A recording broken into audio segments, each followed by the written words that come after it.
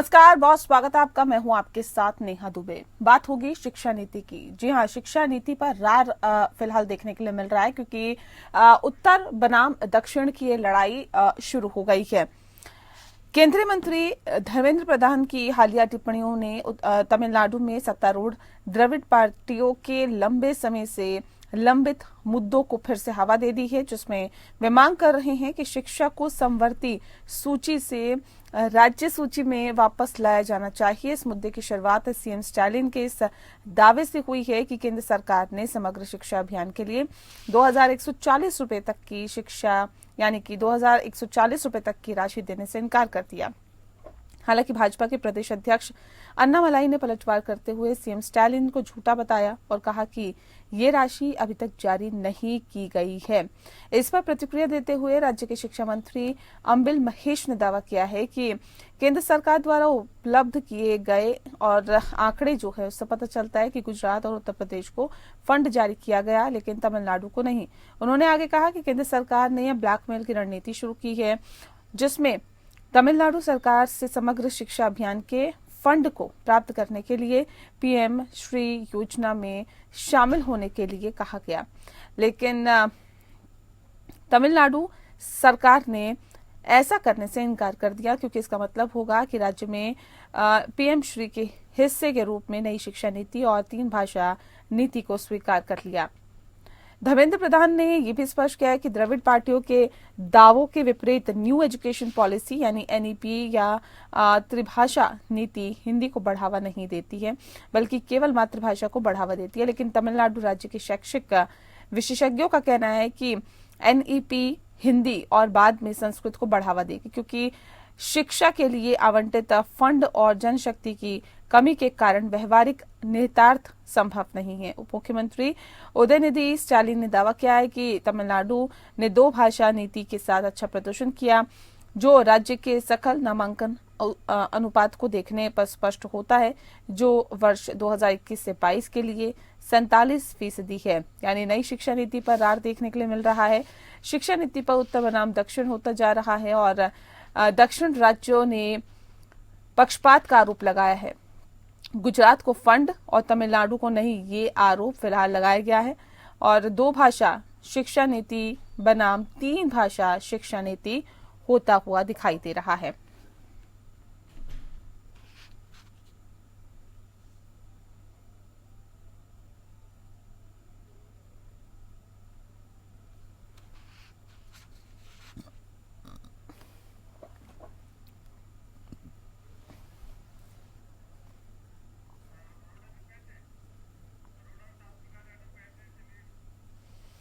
और चलिए इस विषय पे तफसील से चर्चा करेंगे। खास मेहमान हमारे साथ मौजूद है, उनसे आपका परिचय करा देते हैं। इस वक्त हमारे साथ रवि अरोड़ा जी है, राजनीतिक विश्लेषक है। रवि जी, बहुत स्वागत है आपका। हमारे साथ शांत प्रकाश जाटव जी हैं, प्रवक्ता है बीजेपी के। बहुत स्वागत है सर आपका। और इस वक्त हमारे साथ सुनील अत्री जी जुड़ गए हैं, जो कि नेता हैं कांग्रेस पार्टी के। सुनील जी, आपका भी बहुत बहुत स्वागत है। इस खास कार्यक्रम की शुरुआत शांत प्रकाश जाटव जी आपके साथ ही करते हैं। सर, एक बार फिर से नई शिक्षा नीति का विरोध किया जा रहा है। अब देखिए, गुजरात बनाम अब ये तमिलनाडु हो रहा है, यानी कि उत्तर बनाम दक्षिण। कैसे देखती है भारतीय जनता पार्टी से? देखिए, लगभग 30 वर्ष से शिक्षा नीति में कोई किसी प्रकार के परिवर्तन नहीं किए गए और जिस तरीके से विश्व जो है शिक्षा के क्षेत्र में आधुनिक हुआ, उसमें कहीं ना कहीं जो है हमारे जो यहाँ का जो शिक्षा नीति है उसका उस तरीके से जो है डेवलप नहीं किया गया। उसको हमारी सरकार ने आकर के नई शिक्षा नीति को लागू बनाई और नई शिक्षा नीति जो आधुनिक समय में जिस चीज की रिक्वायरमेंट है, जिस प्रकार की शिक्षा की रिक्वायरमेंट है, उसको ध्यान में रख करके शिक्षा नीति बनाई गई है। और वो शिक्षा नीति हर सूरत में, व्यवसायिक क्षेत्र में भी, आध्यात्मिक क्षेत्र में भी, शिक्षा के क्षेत्र में, अध्ययन के क्षेत्र में, हर तरीके से जो है यहाँ के नई पीढ़ी को एक दिशा देगी। और जिस तरीके से शिक्षा नीति का कुछ दक्षिण भारत में विरोध किया जा रहा है, मैं समझता हूँ कि सिर्फ वो राजनीति से प्रेरित है, क्योंकि वर्तमान सरकार किसी भी सूरत में भारत के किसी भी कोने में किसी भी तरीके से किसी भी भाषा के समूह को उपेक्षित नहीं करने की इच्छा रखती, सबके साथ बराबर न्याय हो, सबको शिक्षा का भरपूर लाभ पहुंचे, इस आशय के साथ में वर्तमान सरकार मोदी जी के नेतृत्व में काम कर रही है। मैं समझता हूँ कि दक्षिण भारत में जो इस प्रकार का मुद्दा उठाया गया है वो बेबुनियाद है, तर्कहीन है, और इसको समझना चाहिए कि वहाँ के नौजवानों के भविष्य के साथ में वहाँ के जो राजनीतिक जो दल हैं वो खिलवाड़ ना करें। ठीक है रवि जी, क्या वाकई ये बेबुनियाद विषय है या इसमें कुछ दम है जो विपक्ष इस मुद्दे को उठा रहा है? नेहा जी, जिस प्रकार से न्यू एजुकेशन पॉलिसी भारत सरकार ला रही है उससे हमारे जिस प्रकार से आपने देखा पूरी दुनिया के अंदर इंग्लिश का पूरा दबदबा है, ऐसे में न सिर्फ हिंदी भाषा बल्कि जितनी भी स्टेट लैंग्वेज है उनको भी मजबूती के साथ बनाने की पॉलिसी है। तो ऐसे में यह सिर्फ राजनीति से प्रेरित होकर स्टालिन सरकार जिस प्रकार की बयानबाजी कर रही है और जिस प्रकार के आरोप लगा रही है, और जिस प्रकार से अमृत महेश जो वहाँ के मंत्री एजुकेशन मिनिस्टर है, उन्होंने कहा कि 3 भाषा नीति को तमिलनाडु में लागू करने की को हम स्वीकार नहीं करेंगे, और उत्तर प्रदेश और गुजरात को जो 2140 रुपए की राशि है सर्व शिक्षा अभियान की वो मिलने की बात कही। तो मैं समझता हूँ ये पूरी तरह से राजनीति से प्रेरित है, क्योंकि ऐसा सिर्फ अभी तो सिर्फ दक्षिण में देखने को मिल रहा, हो सकता है कल को टीएमसी भी ऐसे ध्यान देने लगे, क्योंकि कई राज्यों में जहां जहां गैर बीजेपी शासित सरकारें हैं और खासकर इंडिया गठबंधन जैसे जैसे टूटा है उसके बाद कहीं ना कहीं अब छोटी से छोटी बात, चाहे वो केंद्र सरकार कोई भी पॉलिसी लाए, उसका विरोध करना उनको एक राजनीतिक समीकरण नजर आता है। सिर्फ राजनीतिक रोटियां सेकनी है, वहां की जनता को बरगला रहे हैं। उसको सच्चाई है कि अगर विकास करना है देश का तो एक नई एजुकेशन पॉलिसी की जरूरत थी देश को, क्योंकि उसके बिना आप पूरी दुनिया के अंदर अपनी भाषा को मजबूती के साथ खड़ा नहीं कर सकते। आज अंतर्राष्ट्रीय पटल पर जिस प्रकार से मोदी जी हिंदी में बात करते हैं, तो ऐसे में हिंदी का दबदबा पूरी दुनिया में बढ़ा है, और अब जो है लोगों ने हिंदी की भाषा को समझाया, हिंदी के जो अस्तित्व को समझाया कि कितनी मजबूती के साथ ये लैंग्वेज, क्योंकि मैं समझता हूँ कि एक नई बुनियाद देने की कोशिश की जा रही है। तो ऐसे में कहीं ना कहीं ये राज्य सरकारों का आपसी मसला है। ऐसे में इस प्रकार की जो है साउथ वर्सेस नॉर्थ की हम बात करें तो ये गलत होगा, क्योंकि यह सिर्फ एक राजनीतिक प्रेरित होते हुए कहीं ना कहीं स्टालिन सरकार ऐसी बयानबाजी कर रही है। तो ये तो बार बार कहा जा रहा है, देखिए हिंदी को थोपने की कोशिश की जा रही है सरकार की तरफ से, ये कहाँ तक जायज है? नहीं बोलना चाहते, नहीं रखना चाहते वो हिंदी को? नेहा जी, आप देखिए हिंदी हमारी राष्ट्रभाषा है, नंबर 1। नंबर 2, हम सभी राज्य सरकारों द्वारा हर राज्य की अलग अलग लैंग्वेज है, हम सब स्टेट लैंग्वेज का सम्मान करते हैं, वो एक अलग चीज है। लेकिन अंतर्राष्ट्रीय स्तर पर जब हम बात करते हैं तो हमें कोई एक भाषा हमारे देश की लेनी पड़ेगी, क्योंकि हिंदुस्तान है, हिंदू राष्ट्र है, और यहाँ पे हिंदी भाषा ही शुरुआत से चलती आई है। तो ऐसे में हिंदी क्योंकि हमारी राष्ट्रीय भाषा है तो हम उसे ही पूरी दुनिया के अंदर एक मैसेज देना चाहते हैं कि जिस प्रकार से आपने देखा अभी भारत के प्रधानमंत्री जब अमेरिका गए थे वहां पे भी उन्होंने हिंदी में अपनी स्पीच दी। तो ऐसे में एक बात समझने वाली है कि अब हम जितनी पकड़ इंग्लिश की पूरी दुनिया में, हम चाहते हैं, हिंदुस्तान चाहता है कि हिंदी का भी वही दबदबा पूरी दुनिया में बने और हम अपनी भाषा में बात करें। लेकिन हम अलग अलग भाषाओं में अगर हर राज्य की भाषा की बात करने लगे तो ऐसे में हम इस एजुकेशन पॉलिसी को पूरी दुनिया के सामने पेश नहीं कर सकते। लेकिन यह भी कहना गलत होगा कि हम स्टेट गवर्नमेंट की रिस्पेक्ट नहीं कर रहे या स्टेट गवर्नमेंट को तीसरे नंबर पर छोड़ रहे, ये बात गलत है। क्योंकि शिक्षा मंत्री जो अमृत महेश है वो स्पष्ट कहा कि हम 3 भाषा नीति को लागू नहीं होने देंगे, यह उनका कहना बिल्कुल गलत है। जिस तरह देखिए आज आप दक्षिण में चले जाइए, वहां के बहुत सारे लोग हिंदी समझते हैं, क्योंकि हिंदी लगभग देश के सभी राज्यों में बोली जाती है, कहीं पर ज्यादा है तो कहीं पर कम है। तो ऐसे में एक भाषा को स्वरूप देना जरूरी है और ये हमें समझना होगा। जब तक हम समझेंगे नहीं तब तक हम इस प्रकार की को सुनील अत्री जी, देखिए किसी एक भाषा को तो आगे बढ़ाना होगा ना, और हिंदी को बढ़ाया जा रहा है तो क्या दिक्कत है? मातृभाषा आगे बढ़ रही है तो क्या दिक्कत है? चले एक बार फिर से हम संपर्क साधने की कोशिश करते हैं सुनील जी से। श्याम प्रकाश जी, विरोध क्यों? राजनीति से प्रेरित है इसलिए विरोध हो रहा है, या फिर वाकई सही नहीं है इसलिए विरोध हो रहा है? क्यों विरोध हो रहा है श्याम प्रकाश जी? देखिए, तो विरोध तो मैं मान करके चलता हूँ कि केवल राजनीति की जा रही है। सही मायने में मेरे से पहले अभी जो विश्लेषक हैं उन्होंने जो बात कही हिंदी भाषा को लेकर के, तो सही मायने में भारत में सबसे ज्यादा बोली जाने और समझे जाने वाली भाषा वो हिंदी भाषा है। तो बेशक से कुछ प्रदेश जो हैं वो अपनी भाषा के सामने हिंदी भाषा को गौण समझते हो, मगर सच्चाई तो यही है कि ज्यादा बोले जाने और समझे जाने वाली भाषा है हिंदी। और भारत के अतिरिक्त अन्य देशों में जहाँ पर भारतीय पहुंच चुके हैं, वहाँ भी आपसी बातचीत में इसी भाषा को इस्तेमाल किया जाता है। तो स्वाभाविक बात है, अब इसको नाम चाहे कुछ भी दें, राजकीय भाषा कहें, राष्ट्रीय भाषा तो नहीं है अभी खैर, मगर इसको जिस तरीके से पहले की सरकारों ने उपेक्षित रखा हिंदी भाषा को, तो ठीक है, वो उसका दंश तो झेलना पड़ेगा ये, जब तक ये इसको सम्मान नहीं मिलता। मगर सही मायने में ज्यादा बोली जाने वाली भाषा और ज्यादा समझी जाने वाली भाषा, सरल भाषा जो है वो हिंदी है।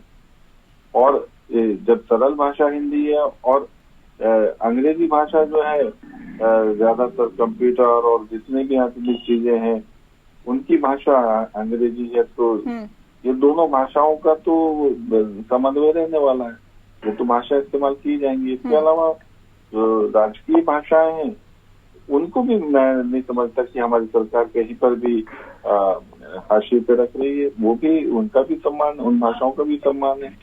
मैं समझता हूँ कि इस प्रकार से भाषाओं के साथ में, क्योंकि कन्नड़ किसी खास प्रदेश में बोली जाती है, मलयालम किसी खास प्रदेश में बोली जाती है, मगर हिंदी भाषा के लोग वहाँ पर, मैं समझता हूँ अगर उत्तर भारत में कोई कन्नड़ से, कर्नाटक से या मलयालम भाषा बोलता है यहाँ करके, तो बहुत ज्यादा सरलता से नहीं समझ पाता कोई, मगर हिंदी भाषा वहाँ पर समझी जाती है। इस चीज को तो समझने की आवश्यकता है। और मैं समझता हूँ जिस तरीके से भाषा को लेकर के दक्षिण भारत में जो इस प्रकार का कुछ विवाद उठना शुरू हुआ है, ये पूरी तरीके से राजनीतिक है। और ठीक है, ठीक है, मैं सुनील जी का रुख कर लेती हूँ। सुनील जी, वाकई राजनीति की जा रही है क्या इस पर?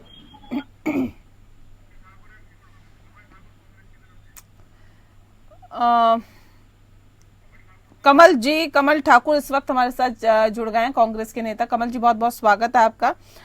सुनील जी किसी कारणवश हमसे नहीं जुड़ पाए हैं। कमल जी, जो नई शिक्षा नीति है उस पर रार देखने के लिए मिल रहा है, क्या वजह है कि दक्षिण में इसका विरोध किया जा रहा है? और सिर्फ विपक्ष इसलिए विरोध कर रहा है क्योंकि केंद्र की तरफ से नीति लागू की जा रही है? देखिए, ऐसा है ना कि वो लोग पूरे देश से एक सर्वे कराना चाहिए कि आखिर जो हम लोग लागू कर रहे हैं उसको देश मान रहा है कि नहीं मान रहा है। जी जी जी। लेकिन आप अपने मन से कोई काम कर दीजिएगा बिना सोचे समझे, तो उसका परिणाम तो अच्छा होता नहीं है। ठीक है, आप दबाव में जो कर लेना है, आप बहुमत में है, आपको जो इच्छा है कर लीजिएगा, संसद से पास करा लीजिएगा, तो कौन बोलेगा। लेकिन अगर कोई शिक्षा नीति है, देखिए इससे भविष्य जुड़ा हुआ है।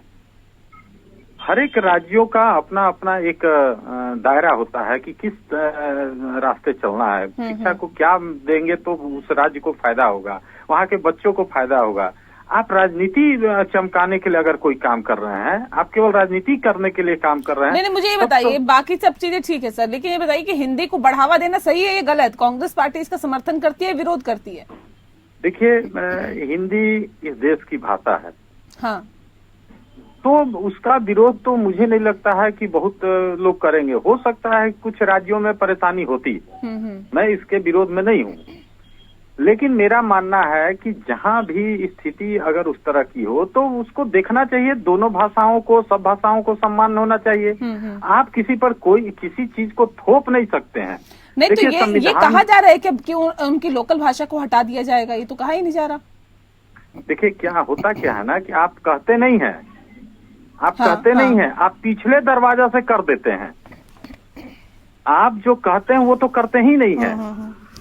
आप केवल इसी पर केवल आप भाषा और ये जो शिक्षा नीति है उस पर नहीं जाना है। आप आज तक केंद्र सरकार ने जो कहा उस पर अमल नहीं किया। आप किसानों को कानून में देना था, आप दे दिए क्या? तो नहीं, इसको उससे जोड़ के देखा जा सकता है। मेरा तो सीधा सा सवाल ये है कि अगर हिंदी को बढ़ावा दिया जा रहा है तो इसका मतलब ये कतई नहीं है ना कि आपकी लोकल लैंग्वेज को दबा दिया जाएगा, उसका वर्चस्व खत्म हो जाएगा। मैं कह रहा हूँ, नहीं, मैं ये नहीं कह रहा हूँ कि हिंदी को दे देने से उसको दबा दिया जाएगा या क्या। मैं कह रहा हूँ कि आप पिछले दरवाजे से सारा चीज क्यों सोचने लगते हैं। अगर कोई काम करना है राज्य की भलाई के लिए, देश की भलाई के लिए, तो सर्वदलीय बैठक करा लीजिए, उस पर विचार ले लीजिए। अगर उसमें कुछ त्रुटि रहती है। अच्छा, एक बात मुझे बताइए कमल जी कि सिर्फ कुछ ही राज्यों को विरोध क्यों हो रहा है इसका, वहीं पे क्यों विरोध हो रहा है? बाकी भी तो पूरे देश में राज्य हैं, वहां पे तो कोई विरोध नहीं है। देखिए क्या है ना कि आप अब जब अपने हिसाब से कोई काम कीजिएगा, केवल सोचिएगा कि हमसे समझदार देश में कोई नहीं है तो परेशानी आएगी। मैं कह रहा हूं कि सारी भाषाओं का सम्मान होना चाहिए इस देश में। किसी भी भाषा के, देखिए इस देश में तो सर अपमान कौन कर रहा है? अपमान तो कोई कर ही नहीं रहा ना। नहीं, आप जो कह रहे हैं ना कि मैं हिंदी को वहाँ ला रहे हैं, तो मैं कहता हूं कि हिंदी का विरोध तो वो करेंगे नहीं। हाँ। लेकिन जब बात उठ गई है तो फिर उन राज्यों से एक बार बात करने में जाता क्या है? आप बात कर लीजिए। कांग्रेस पार्टी क्या कहती है? मुझे आप अपना स्टैंड क्लियर करिए, ये बताइए कांग्रेस पार्टी इसके पक्ष में है या इसके विरोध में है? नहीं, कांग्रेस पार्टी सारी भाषाओं का सम्मान करती है और मुझे अगर इस विषय पर होगा तो मैं यही कहूंगा कि उन राज्यों से बात जरूर करना चाहिए जहां इसका विरोध हो रहा है। आप उसको माइनस करके नहीं चल सकते हैं, किसी राज्य को माइनस करके। देश फेडरल इसमें चलता है, आपके अधीन है, आप पेरेंट बॉडी हैं, आपके अधीन हम लोग हैं, तो आपकी जिम्मेवारी बोलती है कि हमको संतुष्ट कर दें। तो आप जब संतुष्ट नहीं कीजिएगा तो परेशानी तो आएगा। देखिए ये तो बात है ना, कम से कम बातचीत तो करनी चाहिए, बातचीत से समस्या का समाधान निकलता है। अगर वहां पे विरोध हो रहा है तो उसकी क्यों विरोध हो रहा है, वो क्या समझ रहे हैं, कम से कम वो जो चीजें हैं वो दूर करनी चाहिए ना, नहीं लगता आपको? देखिए नई शिक्षा नीति में 28 से ज्यादा भाषाएं ऐसी हैं जिसको शामिल किया गया है और उसको इस्तेमाल किया जाएगा उसी क्षेत्र में जहाँ की भी भाषाएं हैं। इसलिए इस प्रकार की बात कहना, मैं समझता हूँ कि मैंने कहा कि केवल राजनीति से प्रेरित है। और कांग्रेस के हमारे प्रवक्ता जो जिस तरीके से बोल रहे हैं बिल्कुल ठीक बोल रहे हैं। वो समझते हैं कि हिंदी भाषा का एक अपना अलग महत्व है और अंग्रेजी भाषा का उसका अपना एक अलग महत्व है। मगर साथ ही साथ हमने 28 भाषाओं को और शामिल किया, 28 से ज्यादा भाषाओं को शामिल किया है जिनके अपने अपने क्षेत्रों में जिस जगह की वो भाषा है वहां पर उसका महत्व है। तो इस तरीके से सभी भाषाओं का पूर्ण महत्व रहेगा जहाँ जहाँ की वो भाषाएं हैं। और किसी प्रकार की कोई भी स्टेट या कोई भी वर्ग या कोई किसी भी तरीके से समूह जो है वो नहीं उपेक्षित है। नई शिक्षा नीति क्योंकि 30 वर्ष बाद में ये आ रही है, मैं समझता हूँ कि इसमें कहीं भी सरकार ने ऐसा कोई वो नहीं रखा कि कहीं कोई खामी है और इस पर 2020 से लागू हुई है। तो इतना वर्षों से इस पर चर्चाएं भी हुई हैं और हर तरीके के सुझाव भी आए और सुझावों को इम्प्लीमेंट भी किया गया है।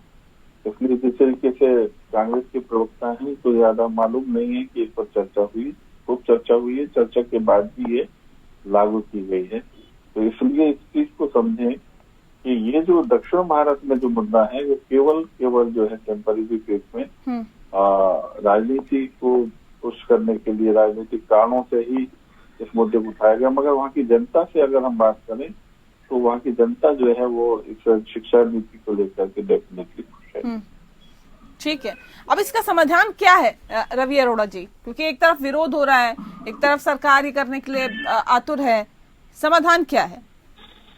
नेहा जी देखिए, न्यू एजुकेशन पॉलिसी में आखिर स्टालिन सरकार को दिक्कत क्या है ये समझना होगा। दिक्कत उसको ये है कि उनको ये लगता है कि अगर हिंदी का दबदबा दक्षिण भारत में बढ़ता है, खासकर तमिलनाडु में, क्योंकि केरल में काफी जगह पे लोग हिंदी जानते हैं, आंध्र प्रदेश में भी लोग जानते हैं, कर्नाटक में कई बड़े शहरों में हिंदी का चलन है। लेकिन अगर तमिलनाडु में इसका चलन बढ़ता है तो वहां पर जो रीजनल पार्टीज आज तक राज्य पर सत्ता पर काबिज है, तो ऐसे में जो नेशनल पार्टीज हैं उनको दबदबा बढ़ सकता है। ऐसे में हिंदी भाषी अगर यहाँ के लोग समझने लगते हैं, सब हिंदी भाषा में इन्वॉल्व हो जाते हैं, तो ऐसे में उन नेशनल पार्टीज का दबदबा वहां पे धीरे धीरे खत्म हो सकता है और कहीं ना कहीं उनको लगता है ये बीजेपी की एक सोशलिज्म की पॉलिसी है। इसी वजह से इसकी खिलाफत कर रहे हैं। जबकि सच्चाई यह है कि वहां की अगर आवाम की बात की जाए, वहां की जनता की बात की जाए, तो उनका कोई विरोध नहीं है। यह सिर्फ एक पॉलिटिकल इश्यूज है और इसके अंदर मुझे लगता है किसी और राज्य से ज्यादा आवाज नहीं उठी है, सिर्फ स्टालिन सरकार ज्यादा तकलीफ में है और बाकी राज्य में, आंध्र प्रदेश में किसी प्रकार की कोई दिक्कत नहीं है, वहां के लोग हिंदी बहुत अच्छे से बोल लेते हैं। तो मैं समझता हूँ कि उनको ये लगता है कि अगर इन भाषाओं के जरिए बीजेपी यहाँ अपना वर्चस्व बढ़ा सकती है। तो इसको लेकर उनको तकलीफ है और मुझे रखो, और जो भी पॉलिसी केंद्र सरकार लाएगी उसका विरोध वो करते रहेंगे, क्योंकि उनका एक हिस्सा है राजनीति का। अगर वो विरोध नहीं करेंगे और वो केंद्र की जो भी योजनाएं आती है तो उसका विरोध करेंगे, तभी उनकी राजनीति जिंदा रहेगी। तो इसीलिए ये सब एक प्रोपोगेंडा एक तरीका है राजनीति में बने रहने का। और एक जनता में मैसेज देना चाहते हैं, देखिए हम लोकल मुद्दों के लिए लड़ते हैं और हम अपनी संस्कृति और अपनी लोकल जो इश्यूज हैं उसके लिए आवाज उठाते रहते हैं। बहरहाल बहुत शुक्रिया आप सभी का हमारे साथ इस खास चर्चा में शामिल होने के लिए। लोकतंत्र में फिलहाल के लिए इतना ही, मुझे दीजिए इजाजत, नमस्कार।